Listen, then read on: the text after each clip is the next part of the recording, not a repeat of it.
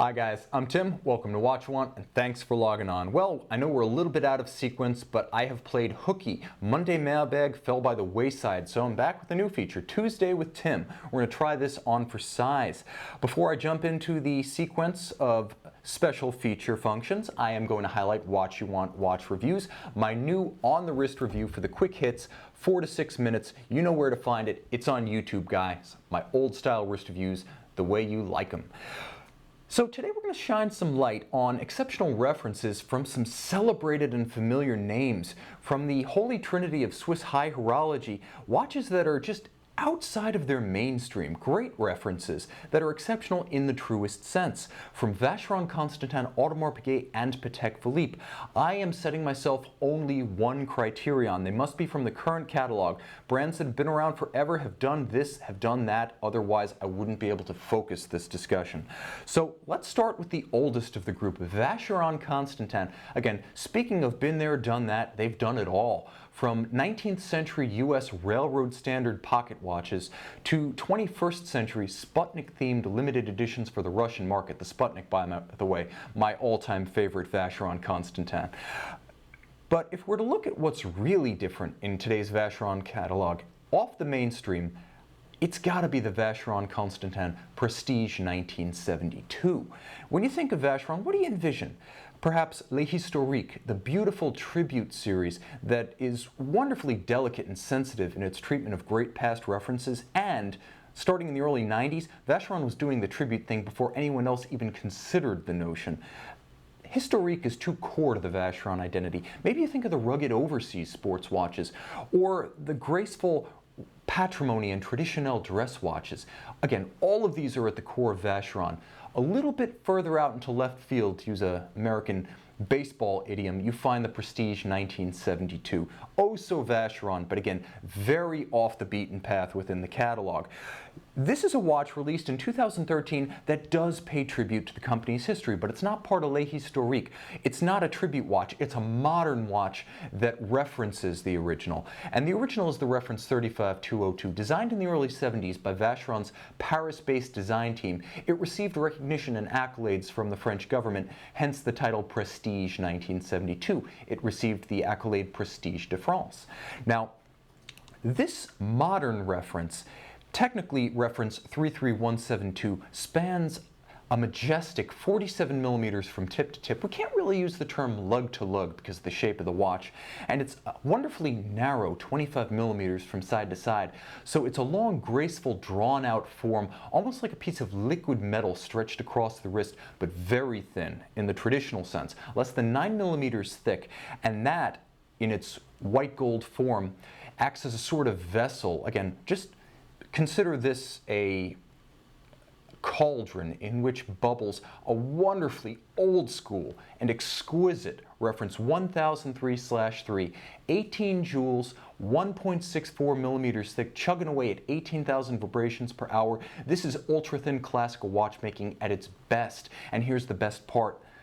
18 karat yellow gold, guys, finished to Geneva hallmark standards. The softest gold, the most difficult to machine, the most difficult to finish, executed to the highest standard, and the ultimate in integrity. Beneath a solid case back, only your watchmaker will see it, but you know it's there. And bonus points, it's based on a JLC design from the early 50s, the reference 802 Abauche created for Audemars Piguet and Vacheron Constantin by JLC back in the early NATO era. Now, I should also add that Vacheron put a big price on the watch, $38,500. They priced it as the flagship reference that it is.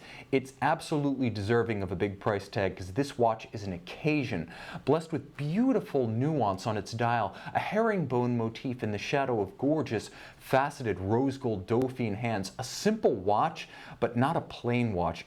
It rewards repeat viewing of its dial side under the loupe. And I should mention, this watch, perhaps the most unconventional dress watch highlighted today. Vacheron was bold. The Prestige 1972, off the beaten path in the Vacheron catalog.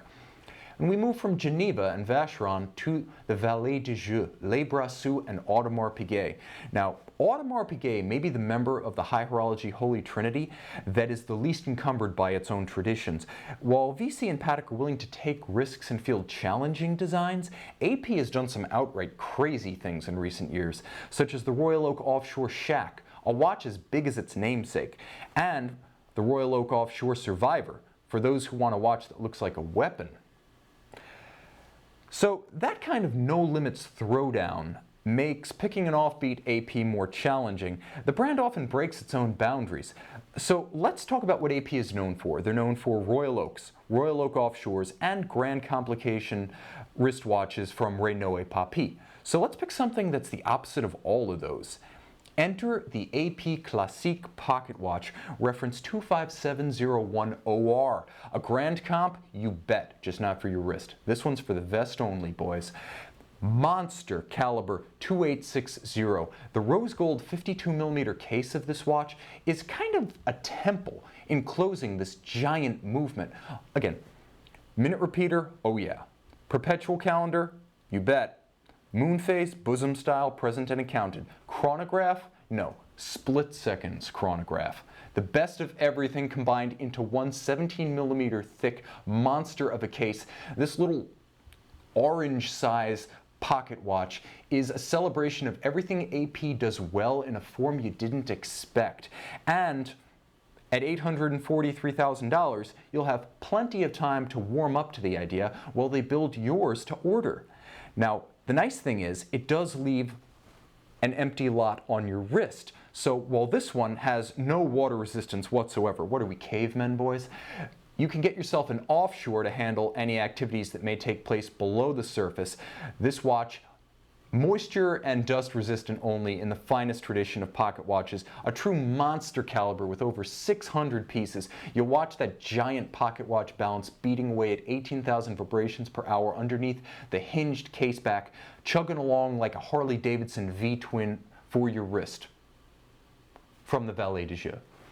Okay guys, now from a spectacular pocket watch to an unexpected wristwatch, of course, from the last word in watches come the last words of this feature. You knew it was going to end with Patek Philippe, and it's got to be something so different, not just from what Patek's known for, but also from the other watches we discussed. So I can't throw up the Patek Philippe 980G and say, here's a pocket watch done for the day. And while I could throw up the Patek Philippe Cobra, I did say it has to be a current reference in the Patek catalog, so middle of the last century is a no-go. It's got to be the Patek Philippe Calatrava 5524G pilot's watch.